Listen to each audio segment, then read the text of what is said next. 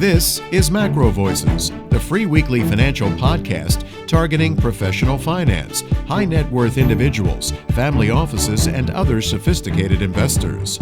MacroVoices is all about the brightest minds in the world of finance and macroeconomics telling it like it is, bullish or bearish, no holds barred.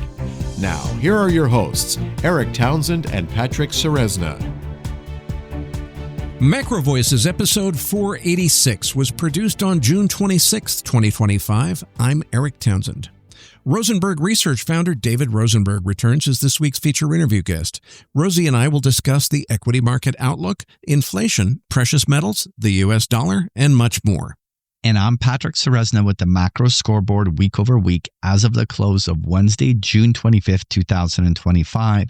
The S&P 500 index up 187 basis points, trading at 6,092. It's now directly testing the previous all-time highs. Begging the question, so what comes next? We will take a closer look at that chart and the key technical levels to watch in the post-game segment. The U.S. dollar index down 125 basis points, trading at 97.70.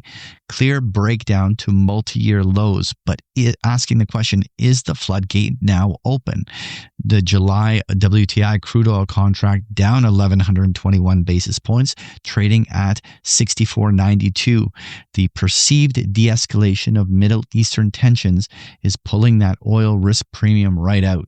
The July RBOB gasoline also down 965 basis points to 206. The August gold contract down 121 basis points to 33.43, consolidating towards that 3,300 support line.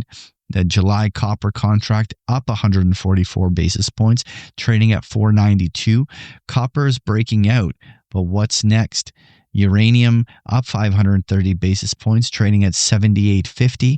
Uranium continues to build on the week-over-week gains, and the U.S. 10-year Treasury yield down 11 basis points, trading at 4.28.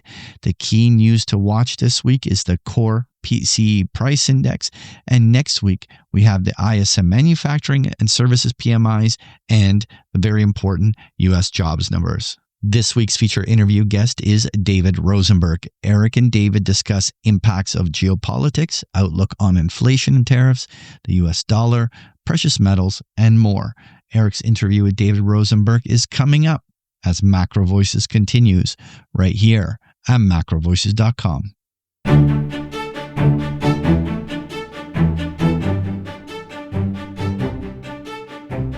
And now, with this week's special guest, here's your host, Eric Townsend. Joining me now is Rosenberg Research founder David Rosenberg. Rosie, great to have you back on the show. It's been quite a while. Let's dive right into the obvious. Everybody's talking about this market. You and I have had our reservations for the last couple of years, but it keeps charging higher and higher. It seems like nothing wants to stop it. What do you think? I think that what we always have to do is try and assess what the market is telling us in terms of its view of the economy and earnings and interest rates, so on and so forth, and what your own view is. And that's how you can map out whether or not you want to be long or short or anything in between. So what is the market telling us? The market is telling us that once we get to this July 9th deadline on the reciprocal tariffs, we're going to be met with yet another reprieve from President Trump, and or that we will see a flurry of deals coming to the fore, which haven't happened yet. But the market's telling you that it expects that the tariff file is going to be in the rearview mirror, if it's not already in the rearview mirror. When it comes to the geopolitics, the market is clearly telling you that the fear that there would be either a blockade of the Strait of Hormuz or that the IDF was somehow going to take out some of Iran's oil export terminals. That didn't happen. Even when the U.S. went after the nuclear facilities, energy, which of course is their economic lifeblood, was left untouched. So you remove that worry, and everybody believes that this war between Israel and Iran just like the tariff file, is in the rearview mirror. And of course, how this relates, most importantly, on this point of the geopolitics, is ultimately what it means for oil prices. So oil prices coming back down is viewed as basically a tax cut for the U.S. economy and for the global economy. So that part we can easily explain. There's this prevailing view that with Donald Trump's popularity on the rise, now that he can claim a win from that dramatic strike in Iran last Saturday, that now that he has the political tailwinds, that he's going to have a much easier time getting his big, beautiful budget bill through Congress. So all these uncertainties in the market's mind have been put to bed, that no tariff war between Israel and Iran is now contained, and the road towards, call it fiscal stimulus if you want, is intact. Fiscal deficits themselves be damned, but that the budget bill is viewed very positively by the marketplace. So that's what we have in our hands. And all the while, the market believes that we're not going to have a recession. And the market believes that even without the recession, inflation is going to fall sufficiently to pave the way for the Fed to cut interest rates. So this is not a cup half full narrative from the stock market. This is a case of the cup being entirely full. And that's where we are today. I have a different view than the markets, and we'll see how it plays out. But that is the signal from the market pricing as we sit here today. David, I should mention for the sake of giving our listeners some context that we recorded this interview on Tuesday afternoon. This has been such a busy news week that things will probably change by midday on Thursday, 48 hours from now when our listeners actually hear this interview. I'm curious, I agree with you that in this moment that we're speaking, it seems like everybody's acting as though President Trump just solved the whole thing. He declared that there's a ceasefire and everybody has agreed to it. It really feels to me like I'm not sure that everybody really agreed to it and that it's not really going to last that long. What do you think? And are we headed for more geopolitical difficulty that could reverse that perception and get it back around to, the president was overconfident. He thought he had this all under control, and actually it all blew up in his face. Well, I would tend to agree with you. And the one thing I could tell you is that a leopard does not change its spots overnight. And we're not dealing about a war like the Russia-Ukraine war is over territory. It's over land. You could talk about the 67 war and the 73 war. Those wars were over land. This is a war between ideologies.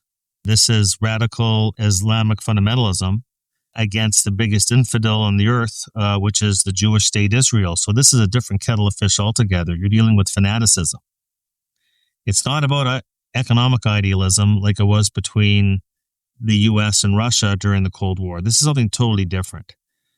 So for anyone to believe that the ceasefire means that the war is over, especially with Israel having cleared out the airwaves through over Iran, which you would have thought was unthinkable, but that path was blazed several months ago.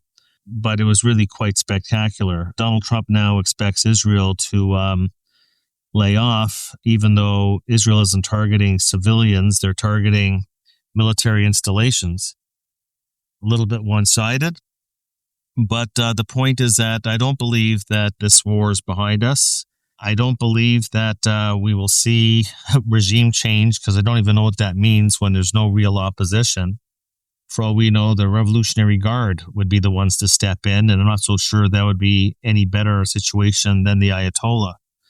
And then there's no evidence the Americans managed to dramatically impair Iran's nuclear capacity in the near term.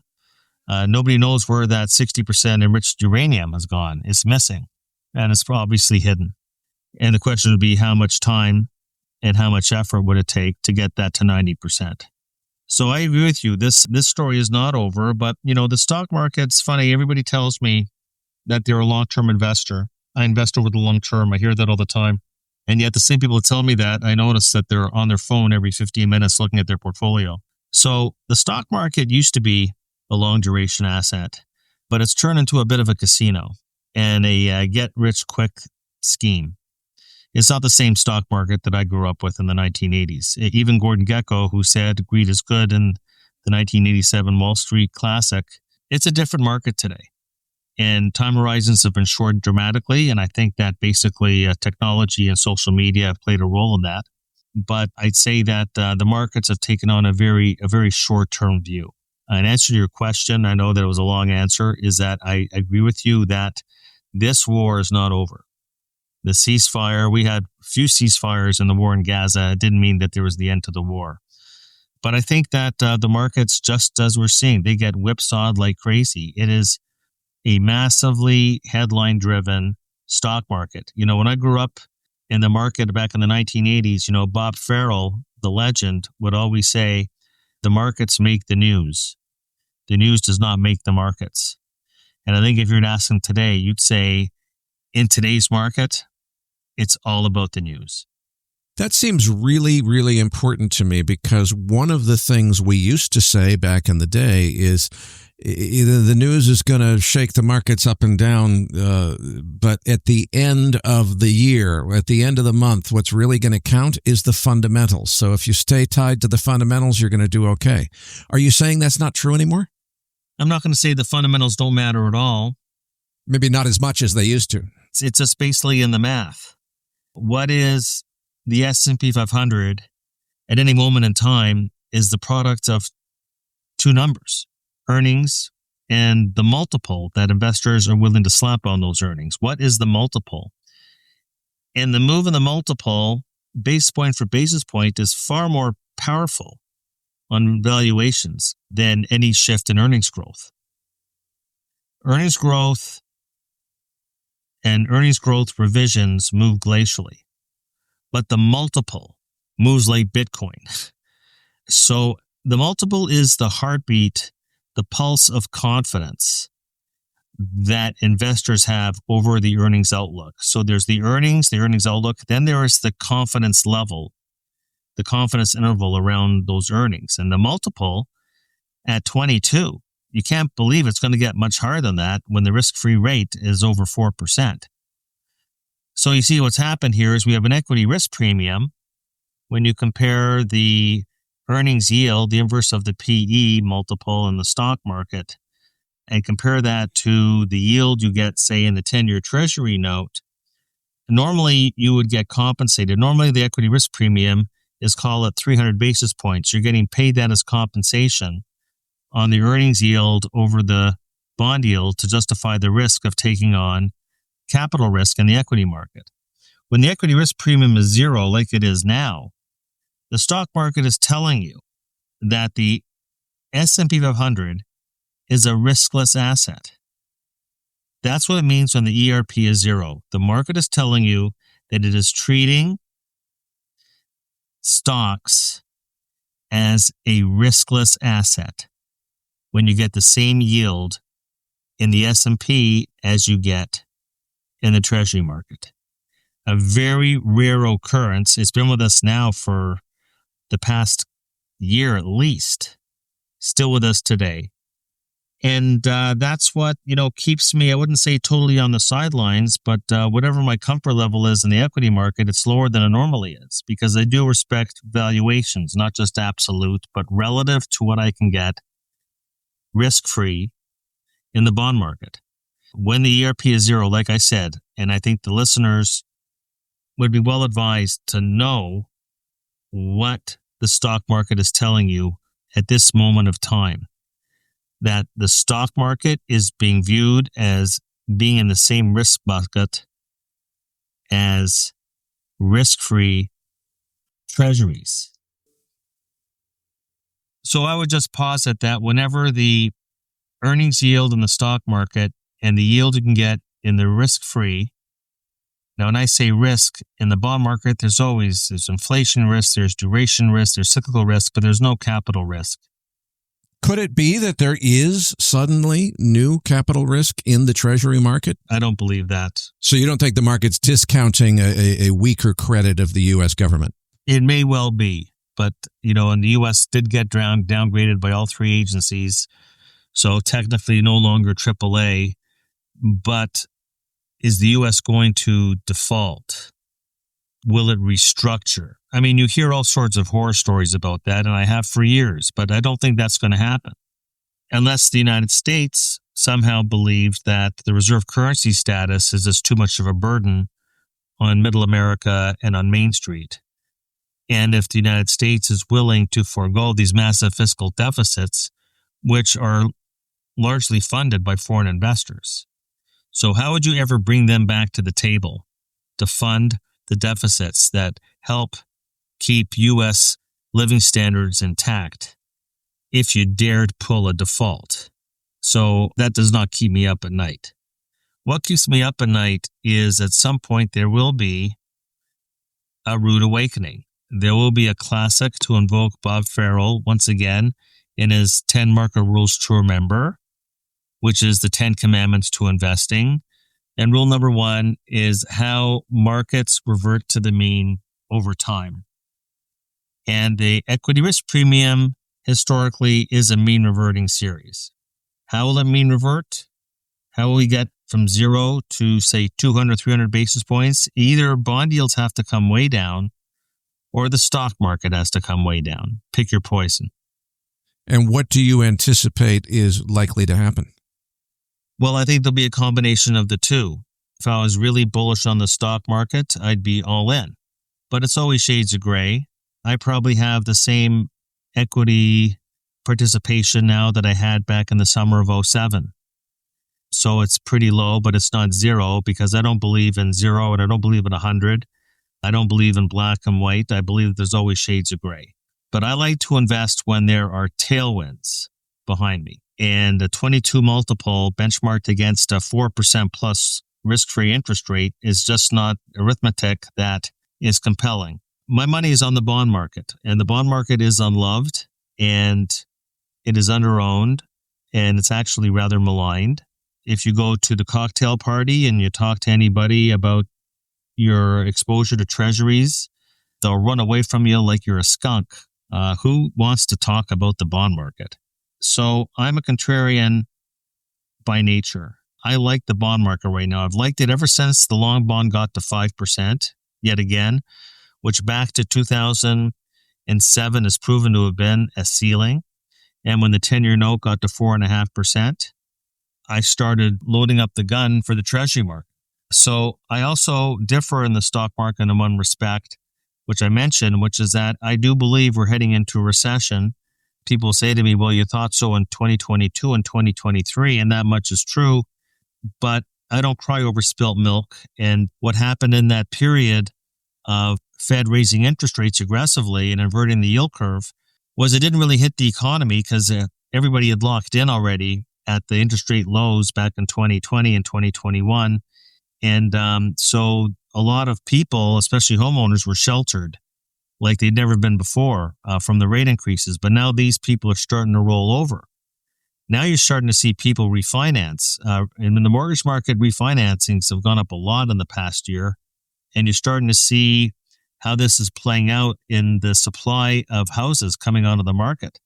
I mean, the year-on-year growth in new supply in the resale market is 25 percentage points higher than the demand is right now. And that's why, for example, we saw today the Case-Shiller numbers. You're negative 2 months in a row. That hasn't happened in several years. You're starting to see cracks in all the home price series. We know what residential rents have been doing.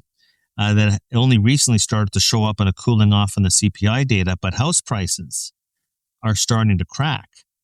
And they weren't cracking when the Fed raised rates. Home prices just kept on going up back in that period.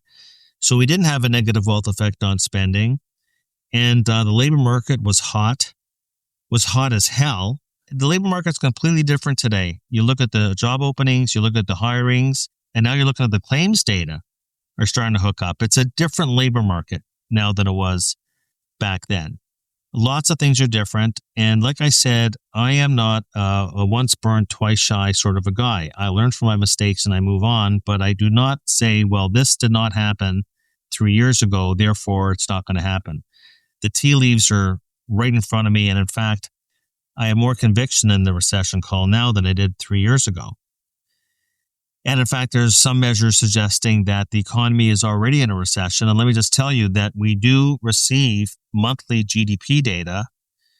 And GDP in the United States, real GDP, when you look at the monthly data, which can sometimes get lost in the quarterly averages, real GDP is running slightly negative on a 3-month and 6-month basis.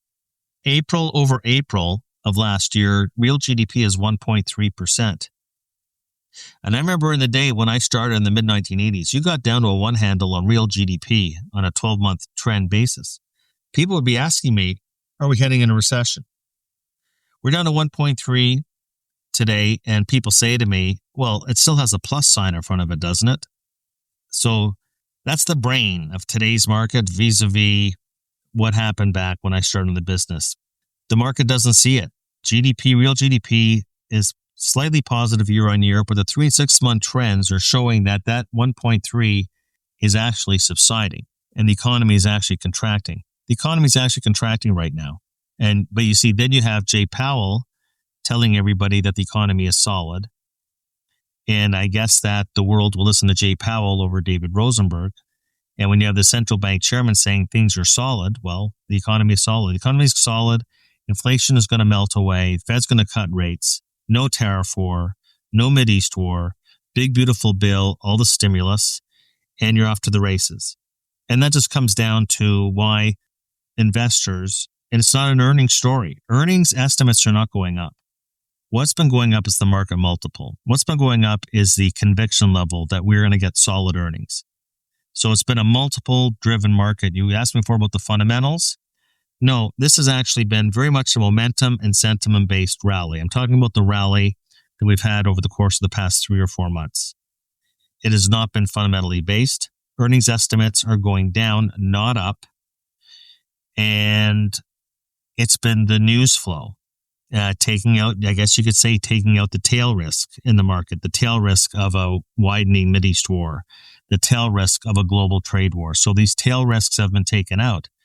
But, to some extent, I even scoff at that argument because it's not as if, at the market lows in April after Liberation Day, the forward multiple got down to 18. 18. And that's what we call a bargain. Seriously?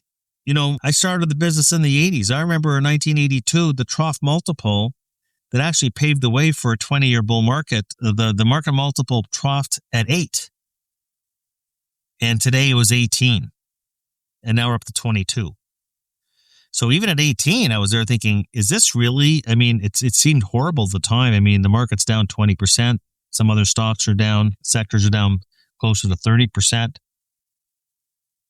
But that was coming off those February highs, which were, I would say, exuberant highs. We go down and the bottom in the market is an 18 multiple.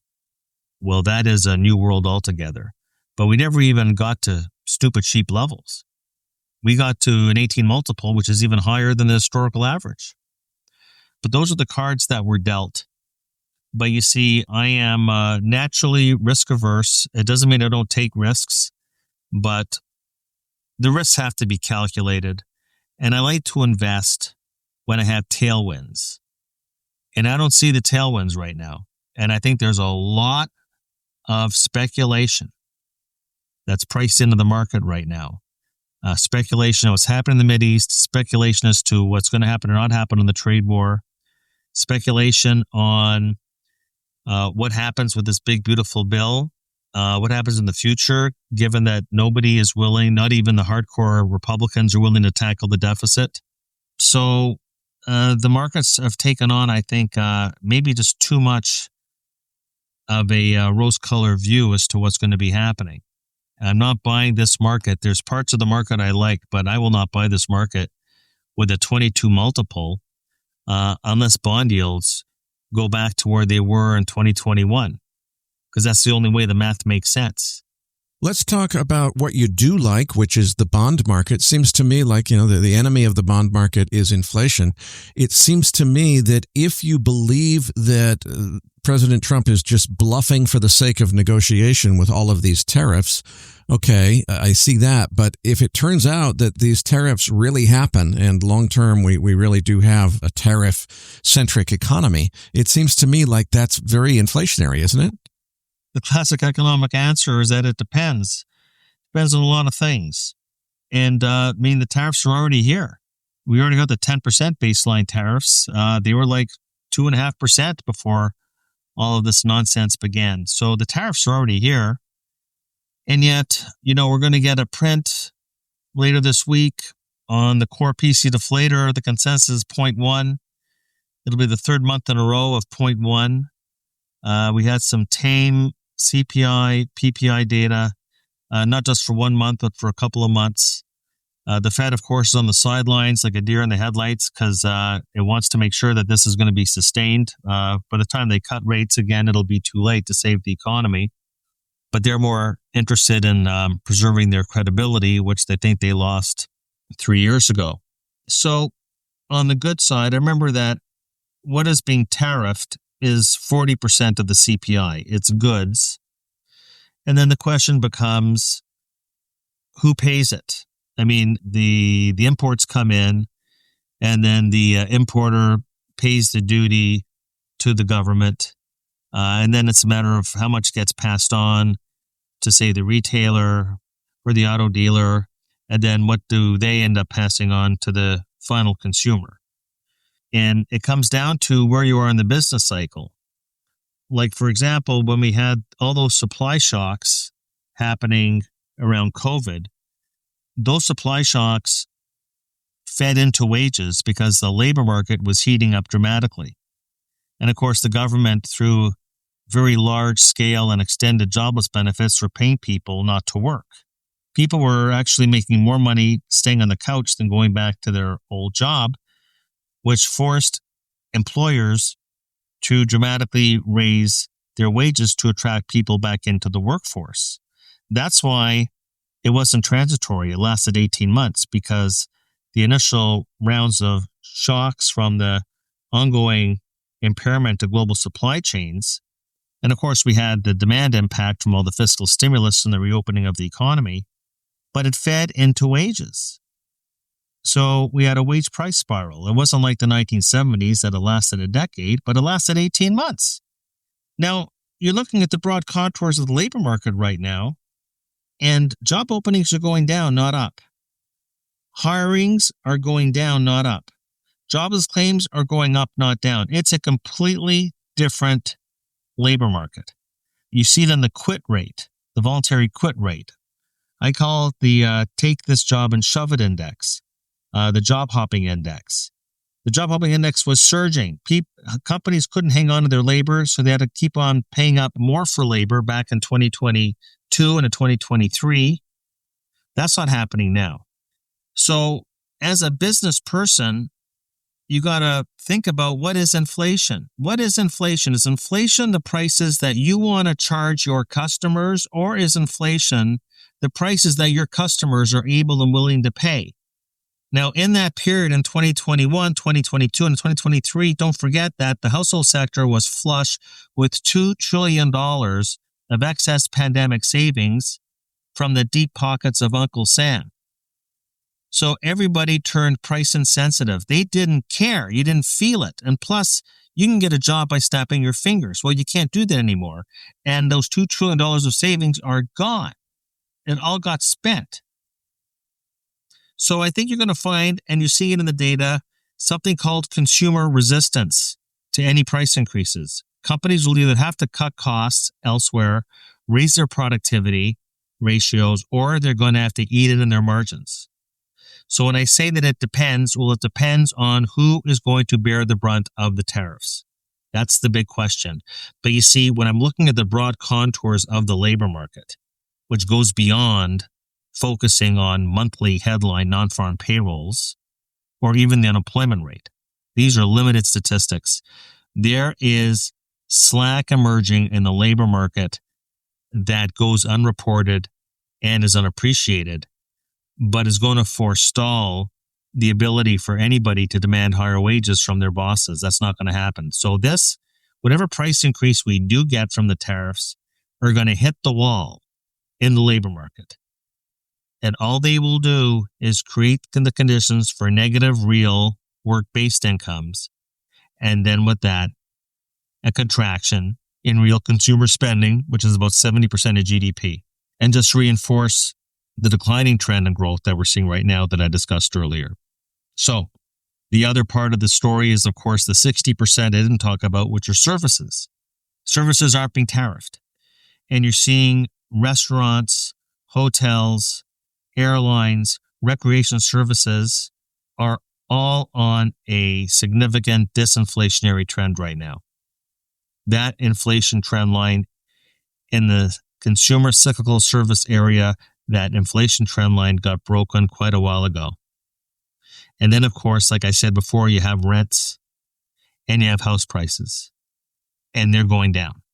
So even if you get some pass-through on the good side, the 60% called the services side, you can't ignore that. And in fact, that was the principal story in that very tame CPI report that we just got a little while ago. But I fall into the camp that A, inflation is a lagging indicator. B, whatever we get on tariffs most likely will be a one-off, maybe a two-off or three-off series of increases. Those increases will get snuffed out by a loosening labor market. And because these tariffs will be damaging to aggregate demand, we'll end up next year with inflation lower than would otherwise have been the case without the tariffs. You might end up with a higher price level, but inflation is not about the level. It's about the rate of change. And I think that'll be the big surprise going into next year, is how far inflation goes down, especially now that the service sector is playing ball. And you're right, that is one of the principal reasons why I am bullish on treasuries. I think that will go from 4.5%, and I think we'll be going down to 3%.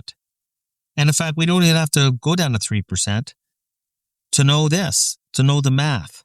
You see, the reason why people are scared of bonds is the horrible experience and memory of what happened in 2021 when the 10-year note was like 0.5%. And all you needed was a 6 basis point increase in the yield to generate a negative return. Imagine that. It was a historic period of time. You had no coupon protection. And it only took a minuscule rise in yields to generate a negative return. And that's when everybody was saying for the next couple of years, 60-40 asset mix is a relic of the past, which I never believed. It was just a circumstance of what we were in coming out of the pandemic, fears that we were going to have the Spanish flu. And who knew that we're going to have Pfizer Monday, in early November of that very same year in 2020. Everybody was saying it was going to take 5 years to get a vaccine. So we came out of it pretty quickly, and then we were left with gobs of excess fiscal and monetary stimulus. That much is true. But you see, the tables have turned because we were not too long ago at 4.5% on the 10-year note.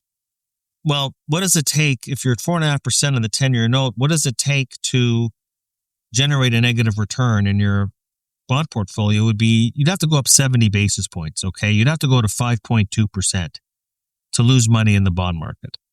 You'd have to break above the cycle highs we had in October of 2023 when the Fed was still in tightening mode, which we know it's not there any longer. But if we were to go down 70 basis points from where we are today, you'd make a 10% total return in the 10-year Treasury note. So go up 70 basis points, earn 0 total return. Go down 70, earn 10 basis points, 10%. Most people in the equity market don't understand bond math and the power of convexity. So I like that risk-reward trade-off. I like that risk-reward trade-off in treasuries more than I like the trade-off between 4% plus risk-free rates and a 4% plus earnings yield. David, has the U.S. dollar entered a new secular downtrend? And if so, what does that mean to your bond market outlook? There's been many instances in the past where bond yields and the dollar go down together. It could well be that the bond market and the stock market see what I see, because they're going down in tandem now. The U.S. dollar by more, but they're going down in tandem because the bond market and the dollar market probably has my economic view, and has my view that the Fed will have more to do than what's priced in. Is the U.S. dollar in a fundamental bear market? I'm not going to go that far, but it certainly is in a classic steep correction phase.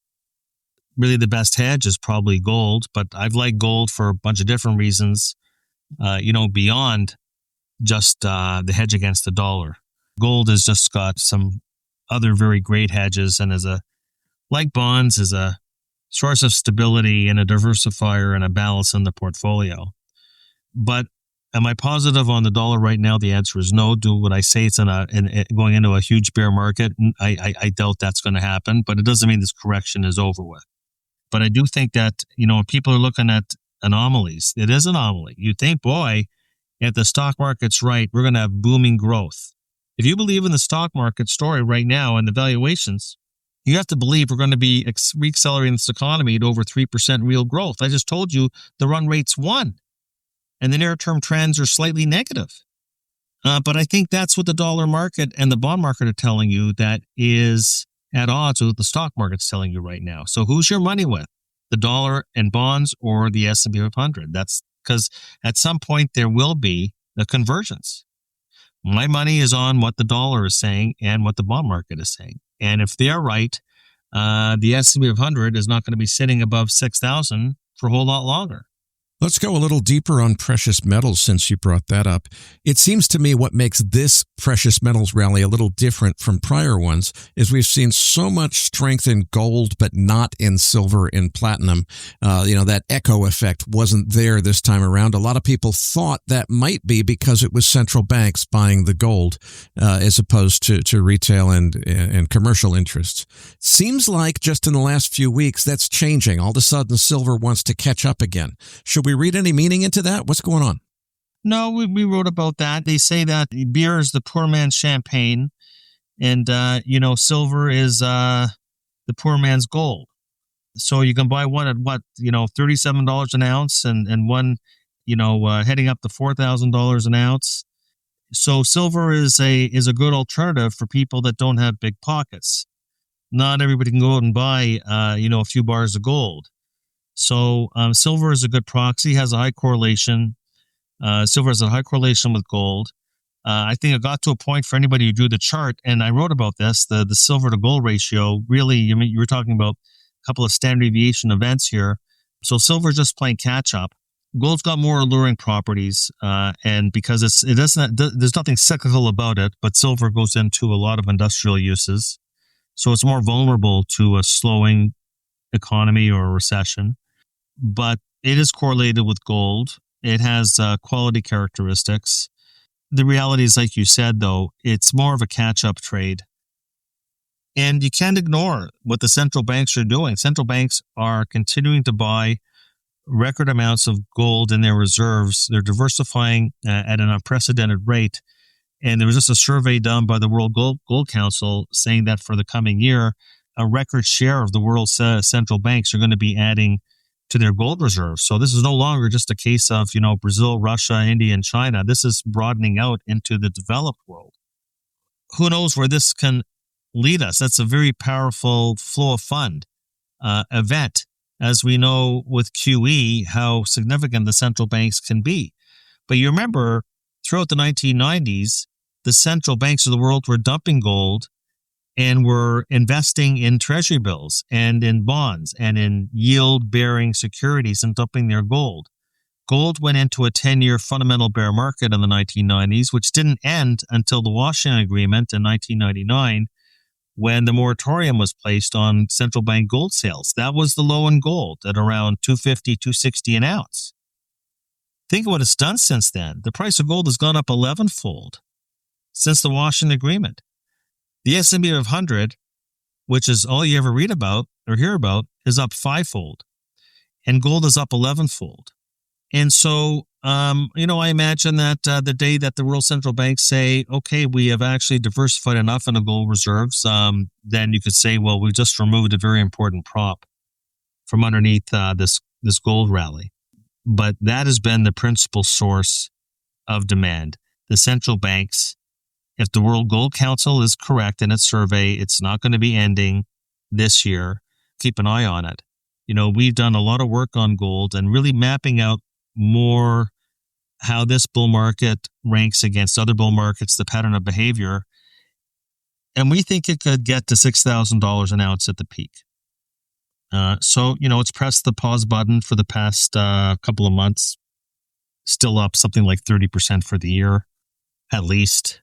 But the bull market in gold is intact. That is a buy and hold. And if you're looking for something that trades at a steep discount to the gold price, the gold mining stocks, and they've been a great place to be, especially in Canada.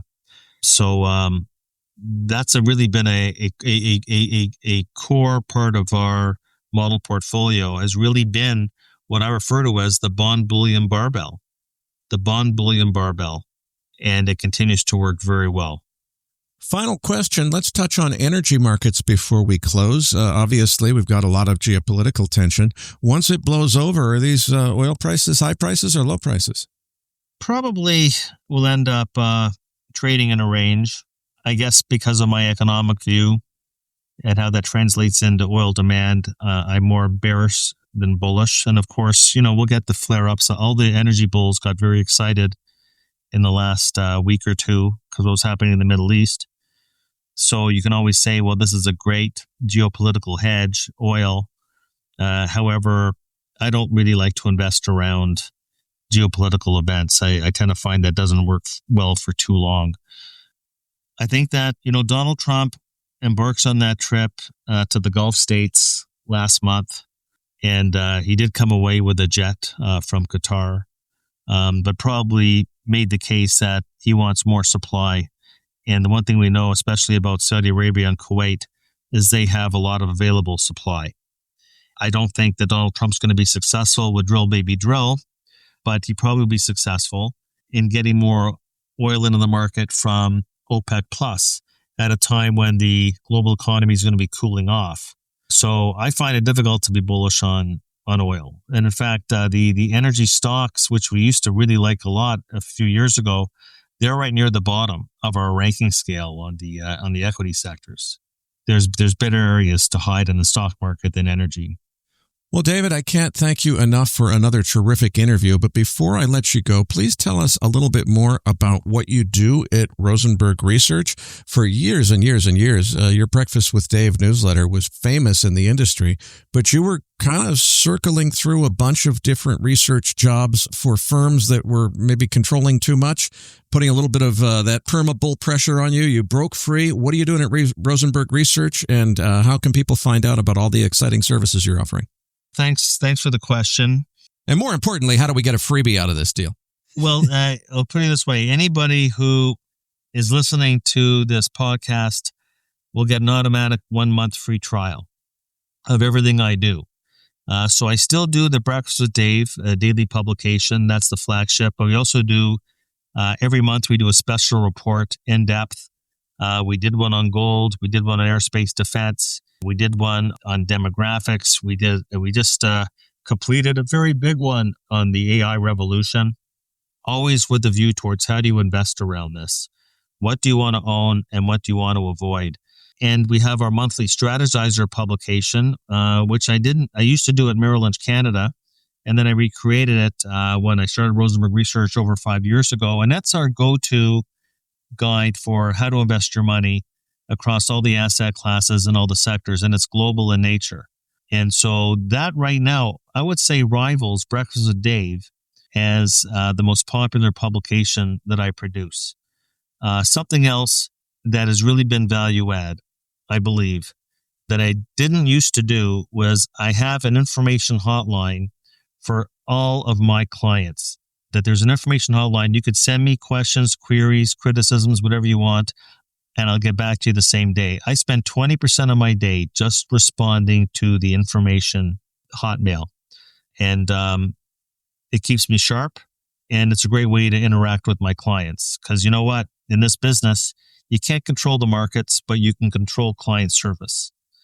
And for people that want to, kick our tires, you can either just Google Rosenberg Research, and that'll take you to the website. You can go to information at rosenbergresearch.com, and it'll take you.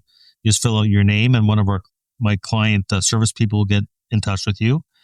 And for anybody who wants to reach me, I'm not going to give out my phone number because that's maybe a little too personal.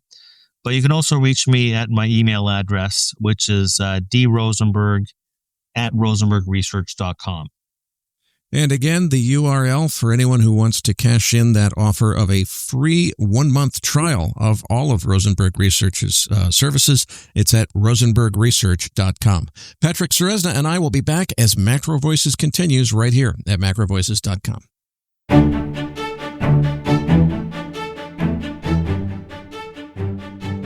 Now, back to your hosts, Eric Townsend and Patrick Ceresna. Eric, it was great to have David back on the show. Now let's get to that chart deck. Listeners, you're going to find the download link for the post-game chart deck in your Research Roundup email. If you don't have a Research Roundup email, that means you have not yet registered at MacroVoices.com. Just go to our homepage, MacroVoices.com, and click on the red button over David's picture saying, looking for the downloads. Okay, Eric, let's start off with your thoughts here on the equity markets. Well, Patrick, my June hedges have expired, so I'm starting to accumulate September put spreads on S&P E-mini futures, but not too aggressively here. I think they're going to get cheaper before they get more expensive, so I'm taking my time starting to accumulate and build a position. Eric, we continue to be at a really interesting moment in the markets here. We are now directly retesting those December, January, February highs up around the 6,100 area. Now, to accompany that, we basically had a straight line rally from the April lows up 27% in a span of like 75 days. And so this market is overstretched. Now, one thing that is becoming an inherent feature of markets is the direct influence of flows, particularly by systematic money. Recently, there's been huge flows on vol targeting funds that are doing substantial buying driven by contracting real volatility. At the same time, we've had CTAs all have to do the bullish flip on the upside, and dealers, which were along a whole bunch of gamma, were actually forced to pin and drive this market higher toward that pin, and now kind of influencing this short-term market direction. The point that I want to highlight is that all of these forces have now stretched this market and are now, like David was suggesting, trading at some pretty high multiples in an environment where we really now need a whole bunch of very positive news in order for the market to stay up here. We could have a jobs numbers disappoint next week. We could have some tariff issues. And later in July, we could have disappointed earnings that don't meet up to these lofty expectations. There's a lot of things that are in play, and the market trading up along these highs in an overbought condition, including the fact that we're now 250 S&P points above the 50-day moving average, which is about as far as it typically goes before beginning some sort of a correction. We're in a window where the asymmetry is skewed against the bulls on the short term. That doesn't mean it has to be an ominous market drop like what we saw back in March and April. Not necessarily, but a correction is long overdue here. Even a 5% correction is 300 plus S&P points that could see us trading down to 5,800 or even a little bit lower on a very quick reversion. At this stage, I think that you have to be planning for at least some form of a correction, and things really could get very toppy here throughout this summer. All right, Eric, let's touch on that U.S. dollar.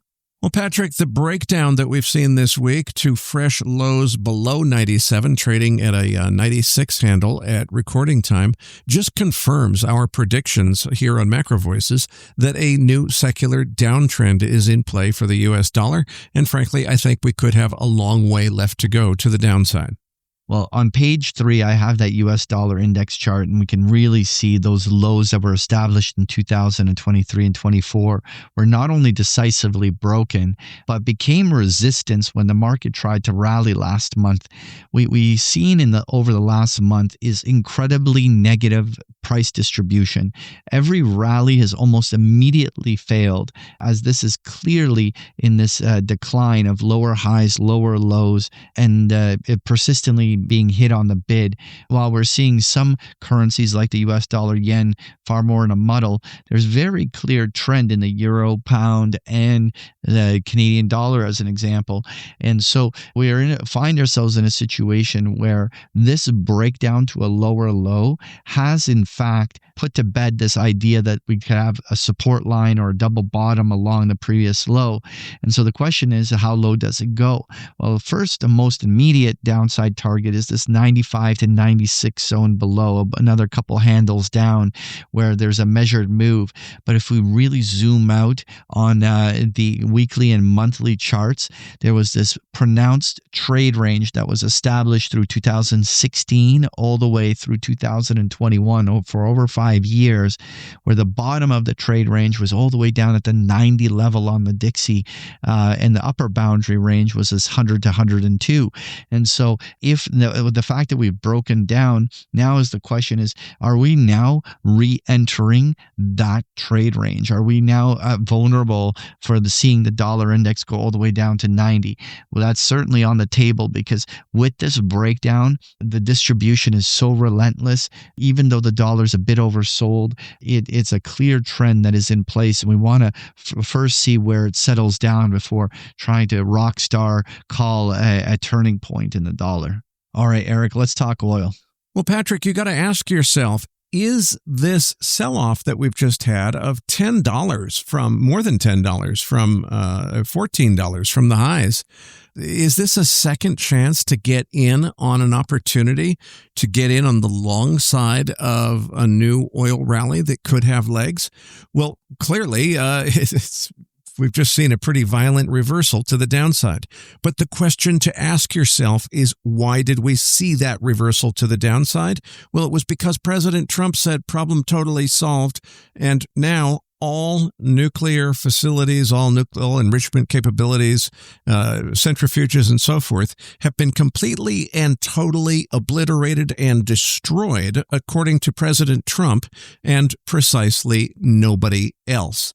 Sorry to be blunt here, folks, but I think this really is as simple as I don't think the president understands, or maybe it's just people around him are telling him what they think he wants to hear. But I don't think he gets it. I don't think he realizes that most analysts, everybody other than himself, is saying they didn't do that much damage. The bunker busters didn't really destroy all the nuclear facilities as hoped, and it probably would only be a few weeks to get them restarted again. Well, okay, if that's what happened, when President Trump does figure it out, he's probably going to get aggressive again. And what we've just seen is $14 of risk premium come out of this oil market because President Trump calmed down. Why would we think this is the last time President Trump is going to get uncalm and potentially do something aggressive again? Seems to me like there's an awfully good chance that we see another big upward price spike in oil if we get another round of this. And that seems extremely likely, especially considering that nobody else, including the folks that read the bomb damage assessments, agree with the president's view that everything has already been neutralized. He actually said that there would be no need in talks with Iran to even negotiate a new nuclear deal because there was nothing to negotiate. There's no more nuclear risk to worry about because it's all been obliterated. Nobody else thinks that that's true. So when President Trump figures out that it's not true, I think he's going to do something that's going to take oil back up. So I think it's potentially, at least if you're in a speculative mood, a bargain buying opportunity here to get in on this long. Patrick, what's your take on it based on the charts?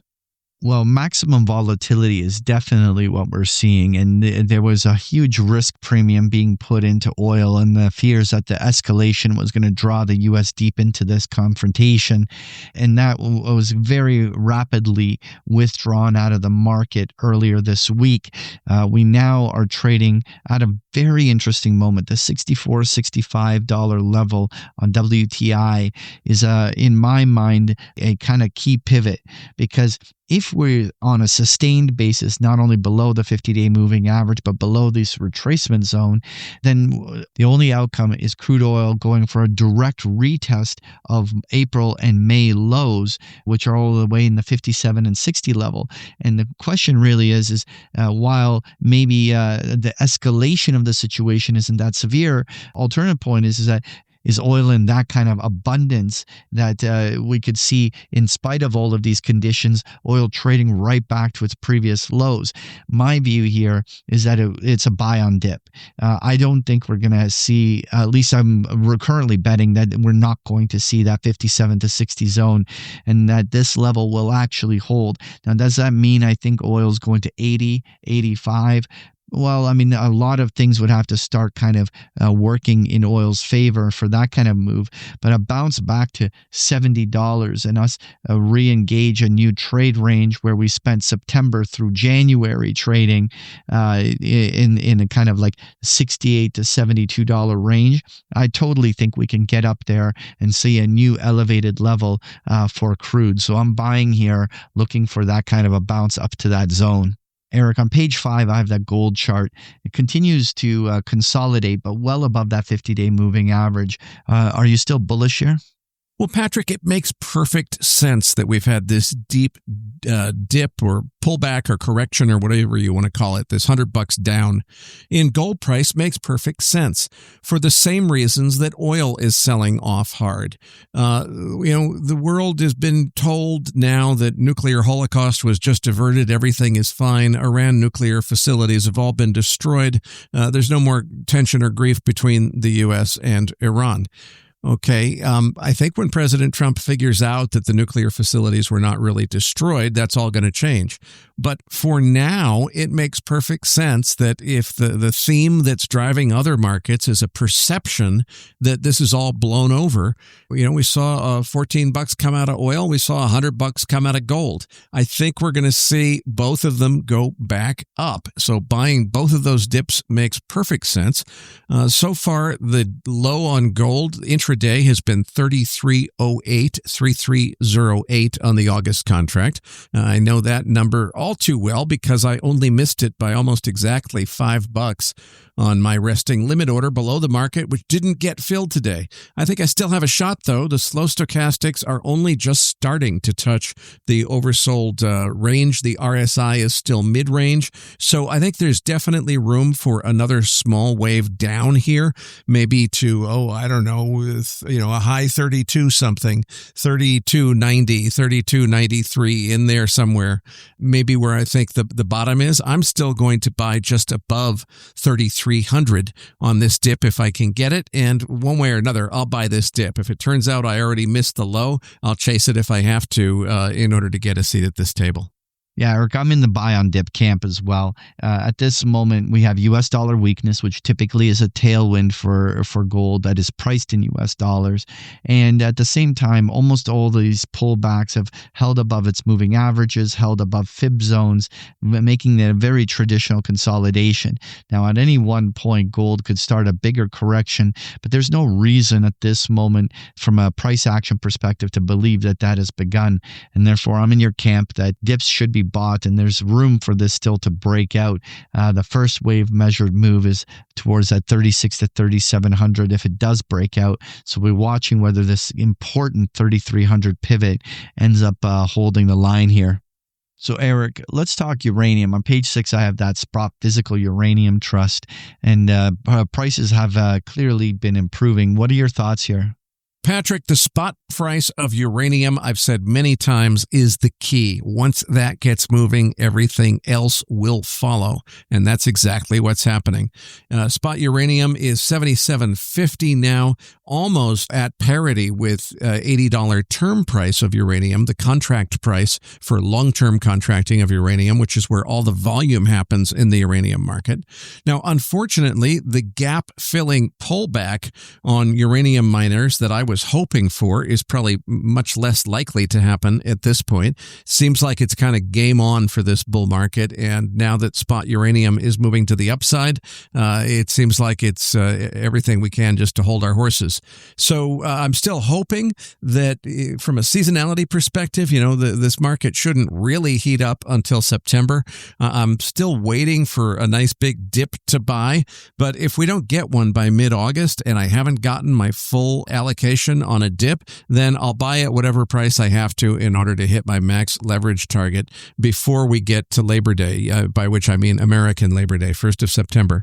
I think it's around September that seasonality, and right after the WNA conference, which I think this year is the first week of September, right after that conference is when the buyers usually really start buying, and I definitely want to be at my max leverage when that happens. Well, Eric, of course, buying dips is always better than buying rips. But I think the bigger thing that I want to highlight is the fact that we had a very clear and pronounced bear market in uranium, where from January of 2024, when it peaked, we basically spent 15 months in a very clear distribution cycle that saw uranium virtually lose 50% of its value based on that Sprott Physical Uranium Trust.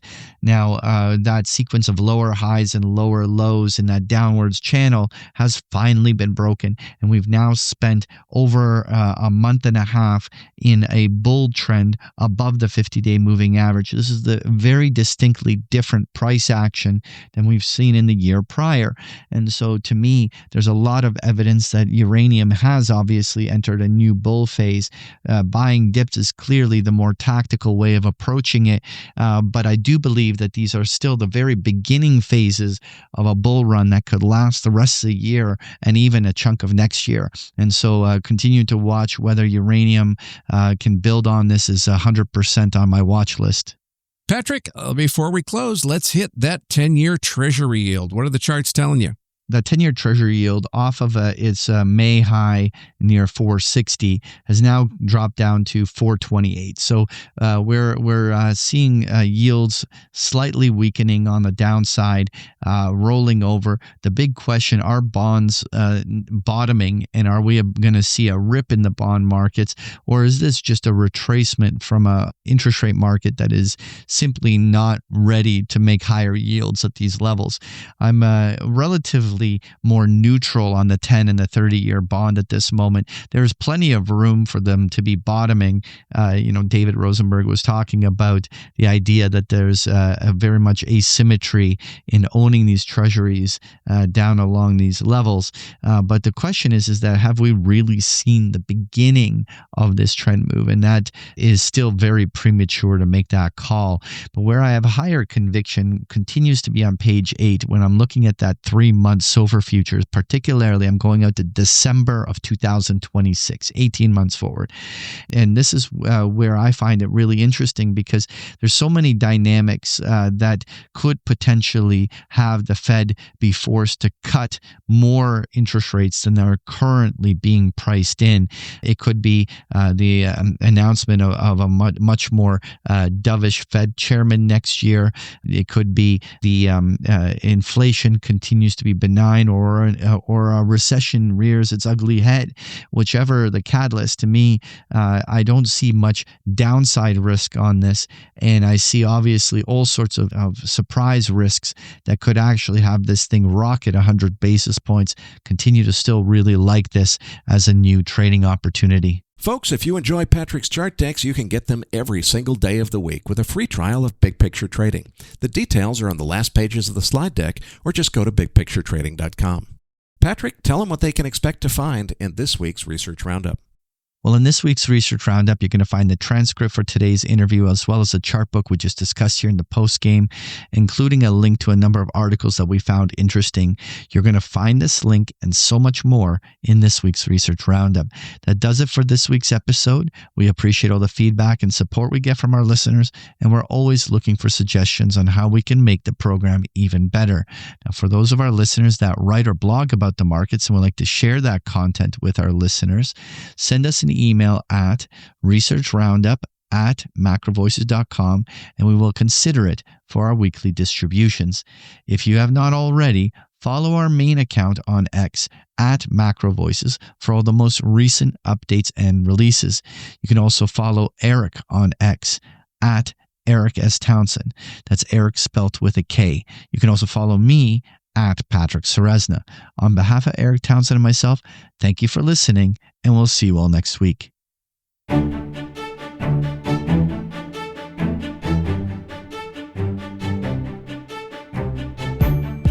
That concludes this edition of Macro Voices. Be sure to tune in each week to hear feature interviews with the brightest minds in finance and macroeconomics. Macro Voices is made possible by sponsorship from BigPictureTrading.com, the Internet's premier source of online education for traders. Please visit BigPictureTrading.com for more information. Please register your free account at MacroVoices.com. Once registered, you'll receive our free weekly Research Roundup email containing links to supporting documents from our featured guests and the very best free financial content our volunteer research team could find on the internet each week. You'll also gain access to our free listener discussion forums and research library.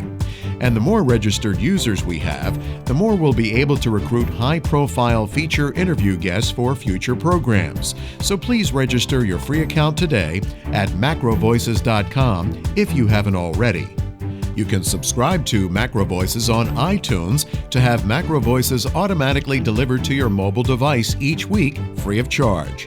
You can email questions for the program to mailbag@macrovoices.com, and we'll answer your questions on the air from time to time in our mailbag segment. Macro Voices is presented for informational and entertainment purposes only. The information presented on Macro Voices should not be construed as investment advice.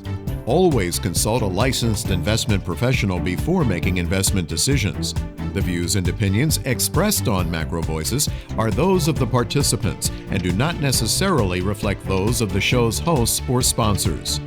Macro Voices, its producers, sponsors, and hosts Eric Townsend and Patrick Ceresna shall not be liable for losses resulting from investment decisions based on information or viewpoints presented on Macro Voices. Macro Voices is made possible by sponsorship from BigPictureTrading.com and by funding from Fourth Turning Capital Management, LLC. For more information, visit MacroVoices.com.